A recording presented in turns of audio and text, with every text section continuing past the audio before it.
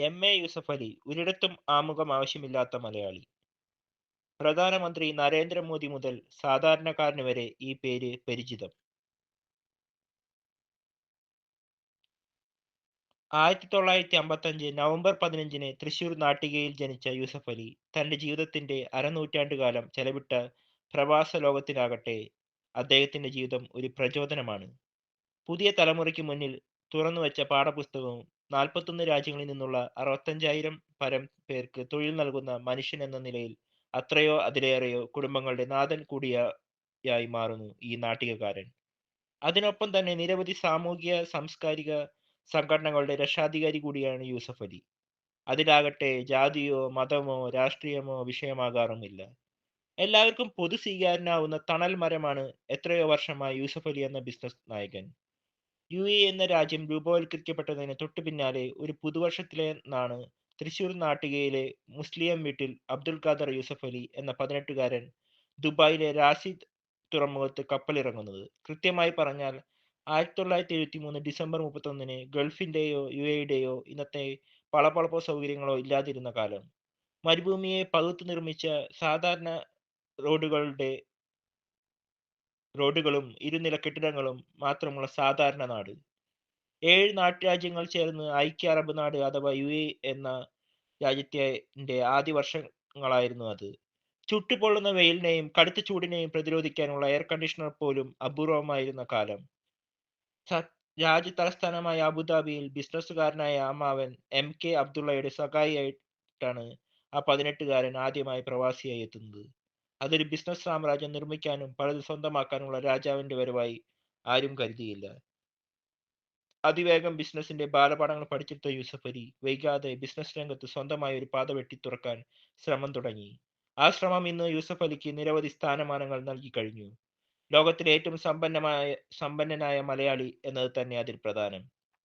2023 Forbes പട്ടിക അനുസരിച്ച് $6.9 billion ആസ്തിയുള്ള MA. Yusuf Ali ഇന്ത്യക്കാരായ ധനികരിൽ 27-ാം സ്ഥാനത്തുണ്ട്. അമ്മാവൻ എം.കെ. അബ്ദുള്ളയുടെ അനുഗ്രാസസുമായി യൂസഫ് അലി വിദേശ നാടുകളിൽ നിന്ന് ഭക്ഷ്യവസ്തുക്കൾ ഇറക്കുമതി ചെയ്ത് വ്യാപാരം നടത്തുന്നതിന്റെ സാധ്യതകൾ വേഗം തിരിച്ചറിഞ്ഞു. ആ മേഖലയിലേക്ക് കടന്നു ചെന്ന യൂസഫ് അലി ലുലുസ് ഹൈപ്പർ മാർക്കറ്റുകൾക്ക് യു.എയിൽ തുടക്കം കുറിച്ചു. ലുലു ഇന്റർനാഷണലിന്റെയും ലുലു ഗ്രൂപ്പിന്റെയും വളർച്ചയുടെ ആദ്യഘട്ടം ഇവിടെ തുടങ്ങിയായി. 80-കളുടെ അവസാനവും 90-കളുടെ തുടക്കത്തിലുമായിരുന്ന ഹൈപ്പർ മാർക്കറ്റുകളുമായി യൂസഫ് അലി ലുലുവിന്റെ വ്യാപാര ശൃംഖലയ്ക്ക് തുടക്കമിടുന്നത്.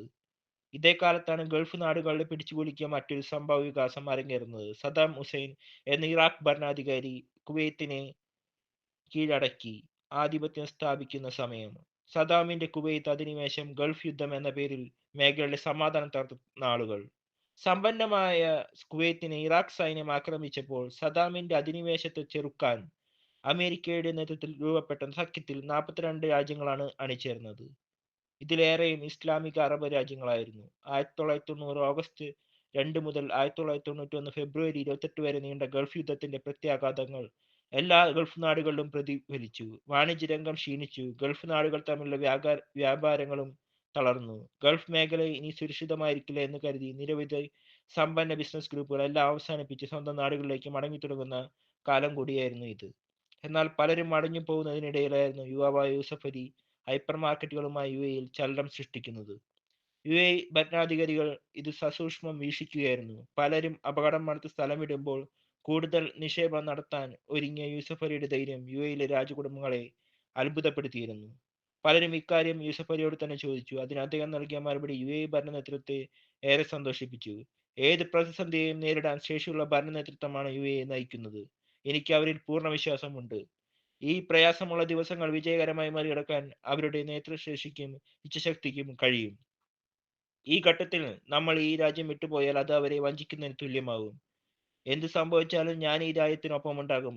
ഇവിടെ തന്നെ ബിസിനസ് നടത്തും. അതൊരു പ്രഖ്യാപനം കൂടിയായിരുന്നു.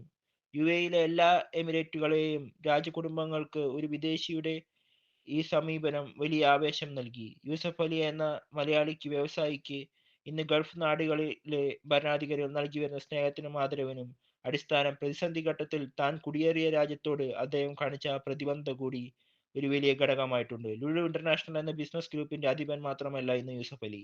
നിരവധി വിദേശ നാടുകളിലെ ലുലുവിന്റെ സാന്നിധ്യം ഒരു ഭാഗത്ത് ലോകനാഥാക്കളിൽ പലരുടെയും അടുത്ത സുഹൃത്ത് എന്ന വിശേഷണം മറ്റൊരു ബഹുമതി. ജീവകാരുണ്യ പ്രവർത്തനത്തിൽ ഇന്ന് യൂസഫ് അലിയോളം മുന്നിട്ട് നിൽക്കുന്ന മറ്റൊരു മലയാളിയില്ല. വിദേശ നാട്ടിൽ കുടുങ്ങിപ്പോയ സാധാരണക്കാരന്റെ മോചനം മുതൽ ഇങ്ങ് കേരളക്കരയുടെ വിദൂര ഗ്രാമത്തിൽ ക്ലേശം അനുഭവിക്കുന്ന ഭിന്നശേഷിക്കാരനിലേക്ക് വരെ യൂസഫ് അലിയുടെ സഹായഹസ്തം നീളുന്നു. യൂസഫ് അലി സാറിന്റെ ശ്രദ്ധയിൽപ്പെട്ടാൽ രക്ഷപ്പെട്ടു എന്ന് കരുതി അതിനായി പാടുപെടുന്ന ആയിരങ്ങളുണ്ട്. അവർക്ക് ഇത്തരം ഒരു വിശ്വാസത്തിന്റെ അടിസ്ഥാനം അത്തരത്തിൽ ജീവിതം കരിപിടിപ്പിച്ച അനേകം നിസ്സരുടെ കഥകൾ തന്നെ.